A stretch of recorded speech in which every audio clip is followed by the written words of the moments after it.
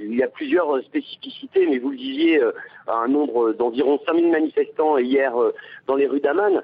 C'est la plus grande manifestation en Jordanie depuis le début de la vague de protestation qui atteint les pays arabes, mais c'est quand même un nombre petit comparé aux foules immenses qui ont défilé en Égypte ou en Tunisie. Alors une explication, c'est qu'ici la revendication principale est moins fédératrice. Il ne s'agit pas de renverser une dictature, mais d'obtenir une vraie monarchie constitutionnelle dans laquelle donc le Premier ministre serait élu par l'Assemblée, élu par le peuple, et non appointé par le roi de Jordanie.